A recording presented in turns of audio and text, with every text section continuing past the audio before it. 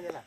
Tuh nanti jalan no yang tempat tinggi yang lebih kecil lagi Vietnam agak pola Pahan-pahanan membuang ini.